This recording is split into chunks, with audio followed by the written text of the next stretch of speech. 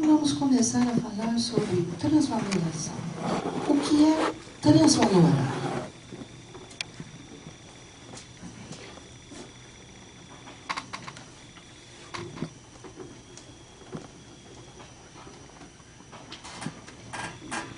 Eu entendo o projeto nietzschiano de transvaloração de todos os valores a partir de 3 perspectivas distintas. Transvalorar é, antes de mais nada, suprimir o solo a partir do qual os valores até então foram engendrados. Aqui Nietzsche espera realizar uma obra análoga à dos iconoclastas: derrubar ídolos, demolir alicerces, dinamitar fundamentos. E é deste ponto de vista que Nietzsche criticará a metafísica, a religião e a moral. Portanto, suprimir o solo a partir do qual os valores até então foram engendrados.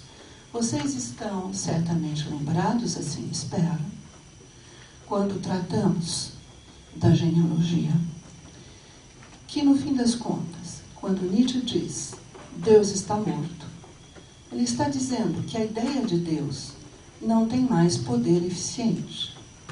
Se entendeu até então que os valores tinham a sua sede e ganhavam legitimidade no outro mundo, no mundo suprassensível, no mundo transcendente, porque Deus era sumamente bom e lá estava o bem, portanto, agora, com a frase Deus está morto, na verdade a ideia de Deus deixa de ser o solo a partir do qual os valores são ou foram engendrados. Certo? Então, transvalorar, antes de mais nada, é suprimir este solo. É afirmar que Deus está morto. Não que Deus não existe, mas que Deus está morto. Suprimir esse solo a partir do qual os valores até então foram engendrados, de forma a poder criar valores num plano de imanência, sem ter de recorrer a uma duplicidade de mundos. Criar valores que estejam em consonância com a terra, com o corpo, com a vida. E não valores que visem a vida eterna, a vida depois da morte, enfim, a mortalidade da alma, etc. Não valores essenciais, imutáveis, eternos, mas valores que são criados e que podem vir a ser criados, novos valores. Né? E tudo isso, Nietzsche, filósofo da cultura, nós sabemos, de forma a recolocar o ser humano nos eixos. Bem, então, transvalorar é, antes de mais nada, suprimir esse solo. Um exemplo. Tomemos, eu vou tomar aqui, ao tratar da transvaloração, eu vou tomar como fio condutor a análise de Assim Falava Zaratustra. Em Assim Falava Zaratustra, aqueles a quem o protagonista, Zaratustra, se opõe, já aparecem nas primeiras linhas do livro: o cristianismo e o platonismo. Nós lemos lá, nessa primeira página do Zaratustra, que depois de abrasar a terra, o sol tem de pôr-se no horizonte. De igual modo, depois de saturar-se de sabedoria, Zaratustra tem de voltar ao convívio dos homens. Aos 40 anos, ele tem de descer da montanha para o vale, dos cumes para as profundezas, do mundo para o submundo. Por excesso de sabedoria, ele tem de declinar. O termo é untergehen, e é muito interessante porque esse termo ele é aplicado tanto à descida do sol quanto à descida de Zaratustra. Vocês veem aí que há uma similitude entre o movimento do astro e o movimento do protagonista. Ou seja, só um parênteses, homem e mundo se acham igualmente imbricados. O homem não está fora do mundo. Esta é uma ideia sobre a qual eu vou insistir hoje. Então, aos 40 anos, Zaratustra tem de descer da montanha para o vale, dos cumes para as profundezas, do mundo para o submundo, e por excesso, ele está saturado de sabedoria, ele tem de declinar. A diferença dos evangelhos, porém, é aos 40 e não aos 30 anos que começa o seu ministério. E a diferença, ao contrário da República de Platão, é na caverna e não fora dela que Zaratustra se faz sábio. Temos, portanto, um deslocamento espaço-temporal. 40 anos e na caverna e não fora dela. Por isso que eu dizia, o cristianismo e o platonismo são aqueles a quem Zaratustra vai se opor.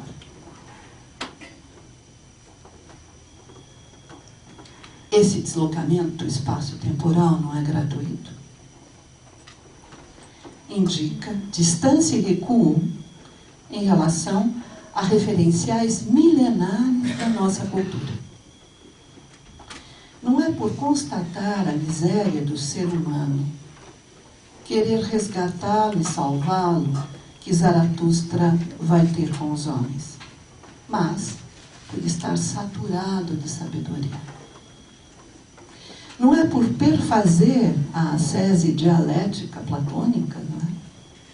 Abandonando a diversidade sensível e contemplando a verdade inteligível, que Zaratustra desce da montanha para o vale, mas por compreender que essa dicotomia entre sensível e inteligível não existe. O que move Zaratustra não é a penúria alheia, mas a própria abundância. O que o impulsiona não são as carências do homem, mas o transbordamento do mundo. Portanto, presente já nesta primeira página do livro, ainda que de forma alusiva, encontramos a crítica ao dualismo metafísico e à religião cristã, crítica esta aliada aos ataques à moral do ressentimento que decorrem deste dualismo metafísico e desta religião cristã. Crítica essa que será uma constante no livro. Então, transvalorar é, antes de mais nada, suprimir ou indicar que a ideia de Deus não tem poder eficiente. Mas transvalorar é também inverter os valores. Aqui Nietzsche conta realizar uma obra análoga à dos alquimistas. Transformar em ouro, como ele dirá numa carta a Georg Brandes, transformar em ouro o que até então foi odiado, temido e desprezado pela humanidade. É desse ângulo de visão que Zaratustra denuncia o idealismo e reivindica a efetividade. Efetividade, nós chegamos a conversar no nosso último encontro, abro aqui o parênteses para lembrá-los, está em um quadro ainda, que significa que ninguém deve ter usado essa sala, não é? A preferência de Nietzsche pelo termo alemão Wirklichkeit e o golpe de mestre de Rubens Rodrigues Torres Filho ao traduzir Wirklichkeit por efetividade e não realidade. Eu remeto a vocês, não agora, mas no momento que vocês julgarem oportuno, a nota de Rubens Rodrigues Torres Filho. Notem que ele justifica essa opção de tradução que se encontra nos Pensadores, à página 197, a nota 2.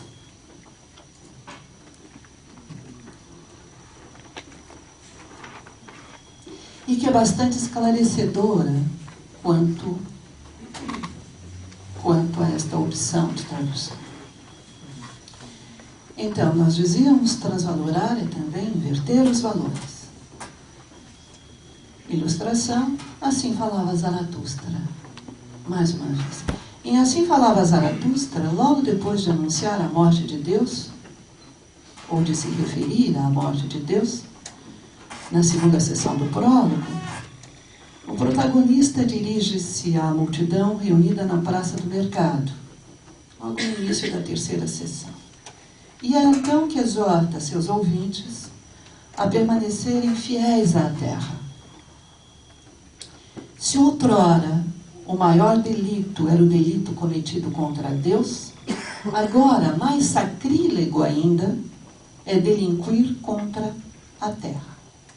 Se outrora a alma mostrava descaso pelo corpo, agora é o corpo que torna evidente a miséria da alma. Se outrora o homem, concebido como uma criatura em relação a um Criador, dava sentido ao que o cercava, agora o homem não passa de ponte para o além do homem. É chegada, abro aspas, a hora do grande desprezo. Ou seja, é chegado o momento de desdenhar tudo o que até então se venerou e, pelo mesmo movimento, afirmar tudo o que até então se negou.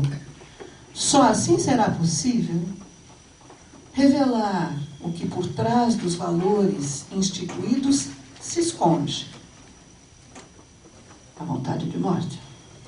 Só assim será possível trazer à luz o que esses valores instituídos escondem.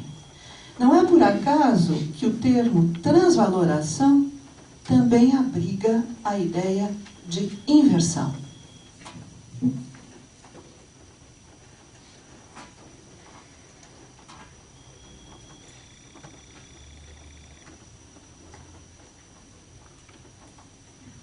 E vamos lá a um exercício filológico. Transvaloração é Wertung. Trago aqui a grafia do século XIX, onde aparece esse H. Este prefixo traz a ideia de inversão, mesmo porque nós podemos associar a Wertung, Umkehrung, que significa precisamente inverter. Mas inverter trazendo o avesso, trazendo o que estava escondido. É este o movimento, que em francês pode ser traduzido por renverser, renversement. Ou então, eu gostaria de trazer uma outra passagem que vocês terão a oportunidade de ler eventualmente, que é o parágrafo 10 do capítulo Porque Sou Tão Esperto, do S1, acredito que seja isso, vou conferir, exato, a seção 10 do capítulo Porque Sou Tão Esperto, do S1, onde Nietzsche vai dizer: aqui é preciso começar a desaprender.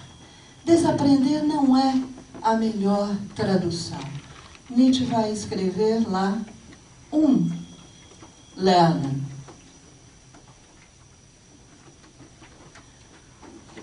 Sim, trata-se de desaprender o que se aprendeu.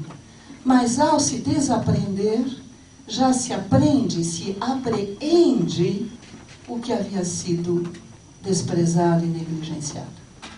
Certo? Então, Wertung é este movimento de inversão dos valores. Eliminando as esperanças ultraterrestres, Zaratustra, que se apresenta no livro como sendo o sem Deus, o Gottlose, der Gottlose, o sem Deus, não o ateu, mas o sem Deus. Zaratustra, o sem Deus, conta naturalizar os valores morais. Suprimindo o além, Nietzsche, o anticristo, quer reescrever o homem na natureza. Ou seja, ele quer estabelecer uma nova aliança entre aquilo que, os filósofos haviam separado, em particular a modernidade, uma nova aliança entre physis e logos, que na pré-socrática se achavam unidos. Então, transvalorar é suprimir o solo a partir do qual os valores foram gerados. Transvalorar é inverter os valores. Terceiro ponto, transvalorar é ainda criar valores. Portanto, novos valores. E aqui Nietzsche pretende realizar obra análoga à dos legisladores. Estabelecer novas tábuas de valores. É desta perspectiva que ele concebe a filosofia. Em Assim Falava Zaratustra, a ilustração irá mais uma vez desse livro, em Assim Falava Zaratustra, ao eleger os seus interlocutores, o protagonista determina-se a falar para companheiros de viagem. Gefährten é o que nós encontramos na seção 9 do prólogo. Junto com eles espera, entre aspas, cito, espera escrever novos valores e novas tábuas. Pouco importa que a eles, que aos Gefährten, que aos seus companheiros de viagem, pouco importa que a eles se chame de aniquiladores e desprezadores do bem e do mal. Pouco importa que sejam considerados delinquentes. Afinal, todo criador é um infrator. E, para além de bem e mal, ao escolher os seus pares, Nietzsche identifica os filósofos propriamente ditos a comandantes e legisladores. Enfatiza que talvez eles não tenham existido até o presente momento. Salienta que é necessário que existam. Eles podem, por certo, contar com os esforços despendidos por todos os trabalhadores filosóficos, e aqui esta é a distinção do parágrafo da seção 211 de Para Além de Bem e Mal, que está também nos pensadores, a distinção entre os trabalhadores filosóficos e os filósofos propriamente ditos, porque os filósofos propriamente ditos são comandantes e legisladores. E os filósofos propriamente ditos podem até contar com o trabalho prévio, com os esforços de todos os trabalhadores filosóficos em detectar, analisar, fundamentar e mesmo questionar os valores instituídos. Mas ainda, os filósofos propriamente ditos podem e talvez até devam passar por um processo preparatório, assumindo na apreciação desses valores os mais diversos pontos de vista, inclusive o ponto de vista dos trabalhadores filosóficos. Mas o seu trabalho começa onde o destes se detém. Então, é quando os esforços dos trabalhadores filosóficos se detêm, que se inicia o trabalho dos filósofos propriamente ditos. Porque os primeiros compactuam com os valores estabelecidos, enquanto os últimos são eles que inovam, são eles que legislam. Juntos até aqui?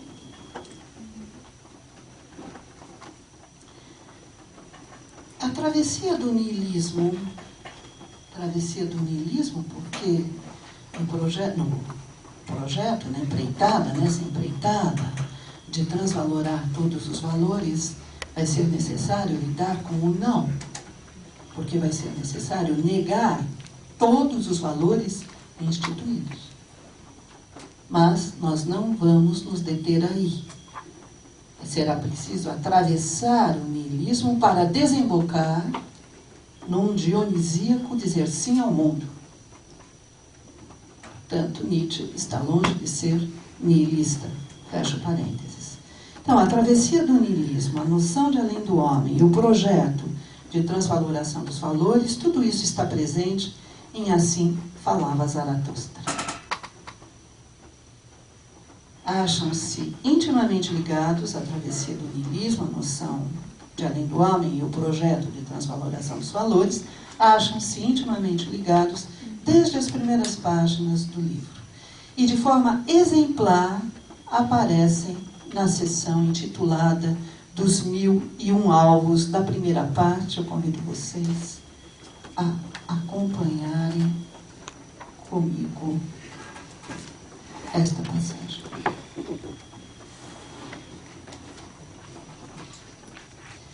Assim falava Zaratustra, primeira parte, dos 1001 alvos. Cara, dá duas pensadores qualquer página. 232 na segunda edição dos Pensadores.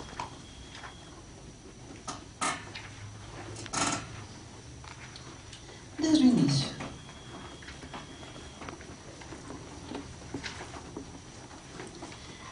Em verdade, os homens se deram todo o seu bem e mal. Em verdade, eles não o tomaram, eles não o encontraram, não lhes caiu como uma voz do céu. Até aí tudo bem. Não é? Está claro. Nada de mundo transcendente. Valores foi somente o homem que pôs nas coisas para se conservar.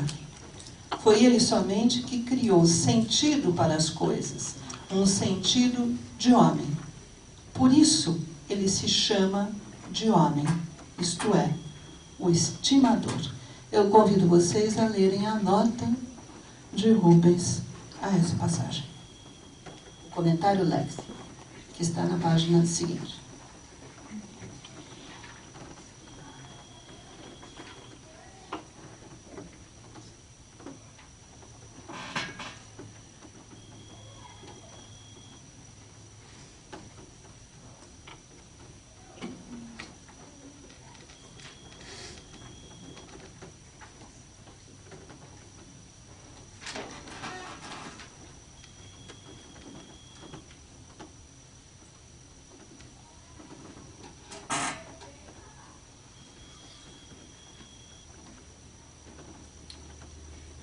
Se remeto hoje, é a segunda vez que faço, os comentários léxicos de Rubens Rodrigues Torres Filho, é justamente para trazer também um tanto esta necessidade que nós temos de discriminar as traduções.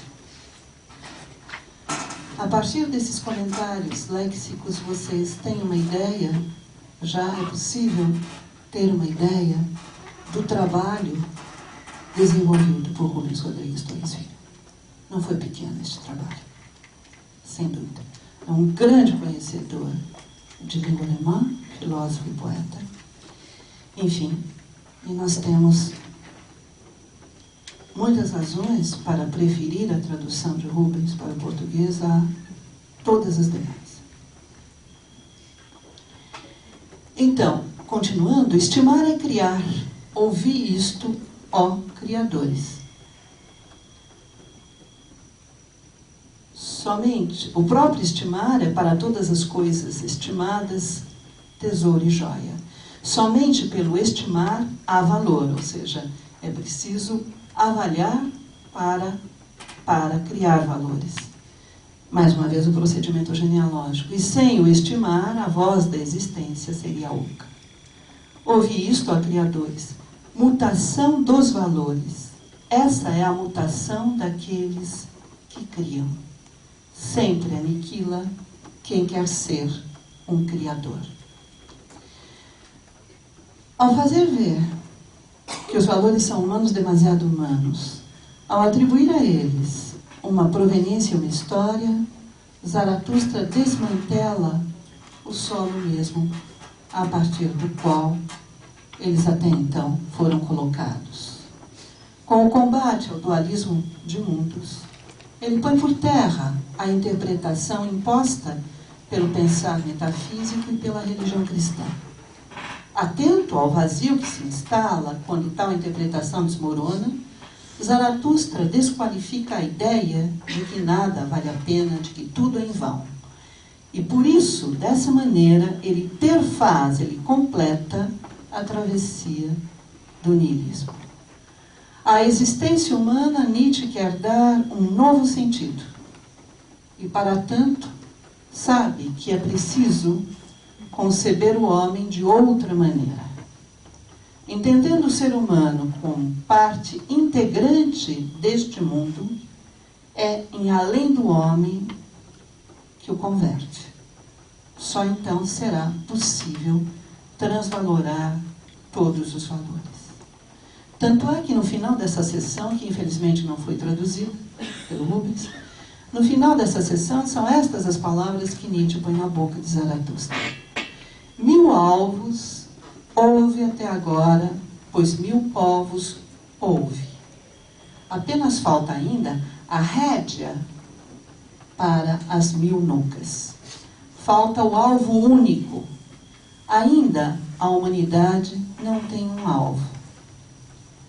Mas dizei-me, meus irmãos, se à humanidade ainda falta o alvo, também não lhe falta ainda ela própria?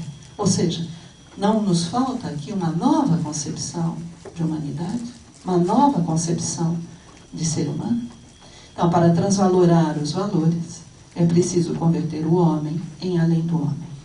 O além do homem, enquanto o homem foi concebido como uma criatura em relação ao Criador, a partir do momento em que Deus está morto, essa concepção de homem deixa de ter razão de existir e dá lugar, porque se não há um Criador, não há mais a criatura, e dá lugar a uma outra concepção de humanidade, o além do homem enquanto criatura e criador de si mesmo.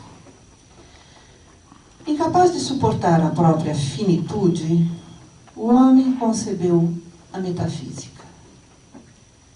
Incapaz de tolerar a visão do sofrimento imposta pela morte, construiu o cristianismo.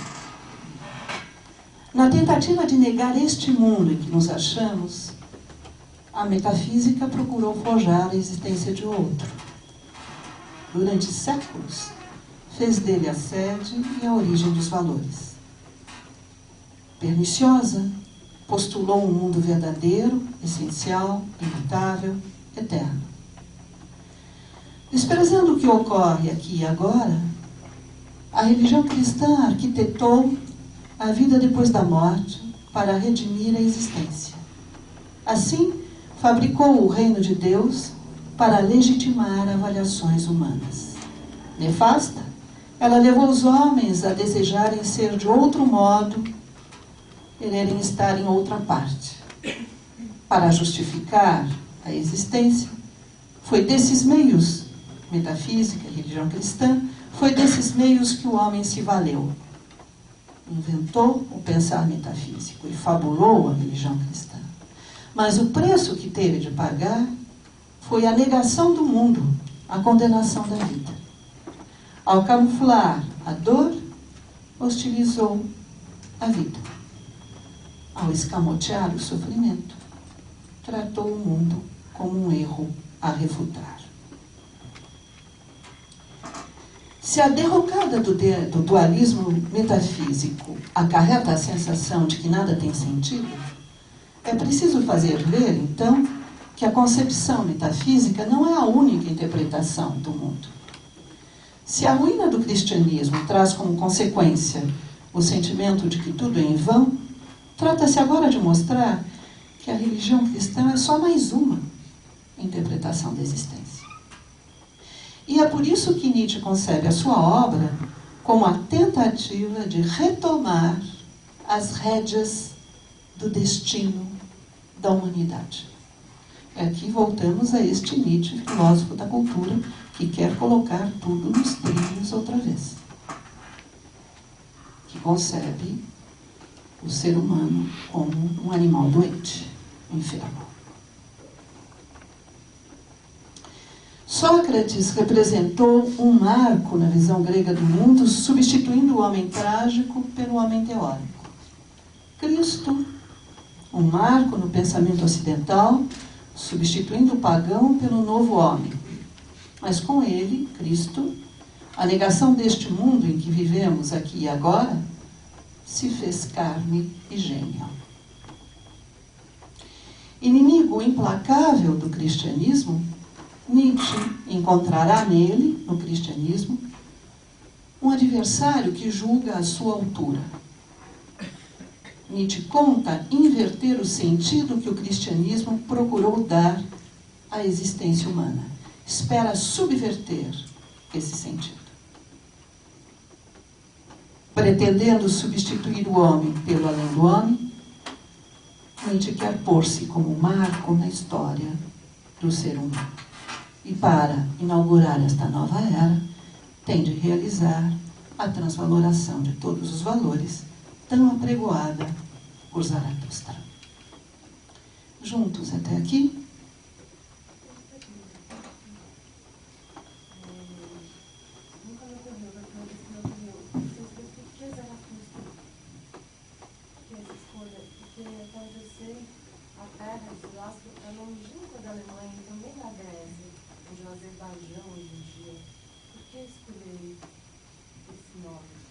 Nietzsche ele mesmo dá chaves de leitura nessa direção, né? Zaratustra ou Zoroastro, nós temos lá vamos para o zoroastrismo enquanto religião. Os zoroastrismos, na verdade, você tem uma dualidade moral, bem e mal, que encontra ressonâncias numa dualidade cósmica. São os dois deuses, né? Ormuzd e o outro é... Mazda. O mazdeísmo, na verdade, é um desenvolvimento do zoroastrismo. No primeiro zoroastrismo, nós não vamos encontrar nem o zurvanismo, nem o mazdeísmo, né? Me foge aqui o nome do Deus, mas... Oi? Ahriman, acho que é Exato. Esqueci acho que a pronúncia é. Exato, Ahriman e Ormuzd. Então nós temos lá duas divindades que encarnam bem e mal. Certo? Bem, então na verdade, em algum momento Nietzsche, eu não me vem à cabeça exatamente onde, mas eu posso localizar facilmente. Em algum momento Nietzsche vai nos dar uma chave de leitura, porque ele escolhe o Zoroastro. Ele quer, com o seu protagonista, com a sua personagem, refazer a obra do Zoroastro histórico, que separou entre a cosmologia e, se você quiser, a axiologia ou a genealogia. E ele quer juntar isto, na verdade, né? Juntar nesse sentido que nós vimos aqui, na maneira pela qual cosmologia e genealogia se acham implicadas.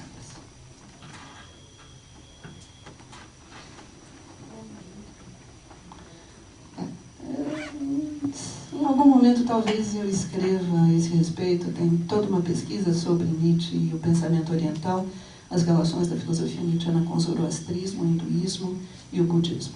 Então, talvez, enfim... Mas tem outros projetos antes desse, na verdade. E Nietzsche, evidentemente, ele conhecia tudo isso. Ele era filólogo de formação. Se nós tomarmos um dos seus amigos, o Paul Deussen era um dos grandes especialistas do hinduísmo. Tem um livro determinante sobre os Vedanta, o sistema dos Vedanta, por exemplo, né? E isso, de alguma maneira, estava lá presente no século XIX, nesse momento, justamente como nós já chegamos a mencionar aqui, justamente pelo fato de todo este essor, de todo este desenvolvimento da filologia e história, como os dois domínios do conhecimento, tiveram um amplíssimo desenvolvimento na segunda metade do século XIX. Algo mais? Não é, pois, com um trabalho técnico, uma área específica do conhecimento, ou um domínio do saber, por mais amplo que seja, que no entender de Nietzsche a filosofia se confunde. A filosofia é tarefa, missão, destino. E a tarefa que Nietzsche reivindica para si mesmo, sua missão e destino, consiste em atribuir à existência humana um novo sentido. Consiste em fazer coincidir sentido e efetividade. Efetividade, justamente na acepção que usamos aqui. Numa passagem da Gaia Ciência, na seção 276, Nietzsche escreve: quero aprender cada vez mais a ver o necessário nas coisas como belo. Assim serei um daqueles que embelezam as coisas. Amor fati, e seja doravante o meu amor.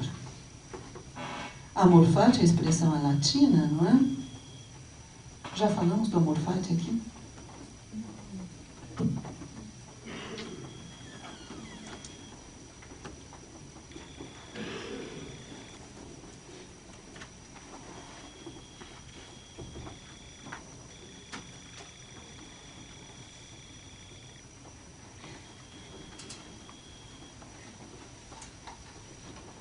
Amor fati, o fati está aí declinado, né? Amor ao destino, ao fatum. Sim, eu acho que quando tratamos do eterno retorno do mesmo, nós chegamos a falar um tanto do amor fati. Bem, não importa, mas esse destino, assim como o professor João Neto chegou a trazer, que não está fora de nós, que não vem como um desígnio divino.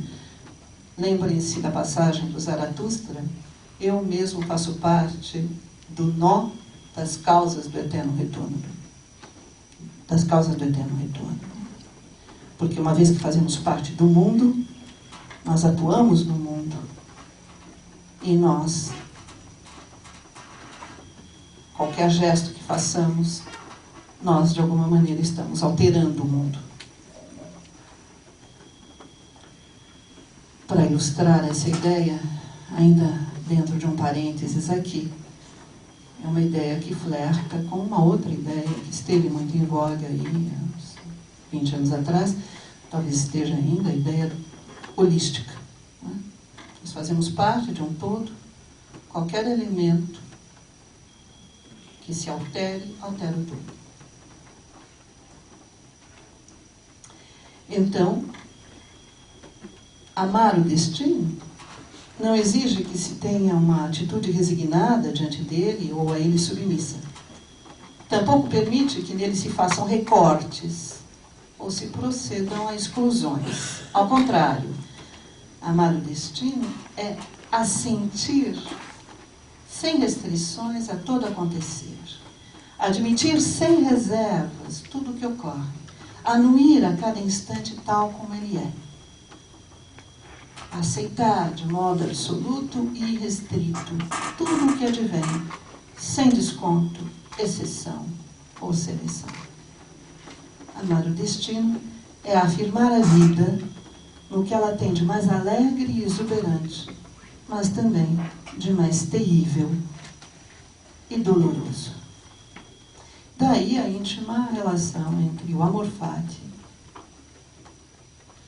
e a doutrina do eterno retorno do mesmo. Eu não queria de forma alguma deixar passar em brancas nuvens o amor fati. E por essa razão eu o trouxe aqui, nesse contexto dessa exploração, dessa investigação sobre a transvaloração de todos os valores.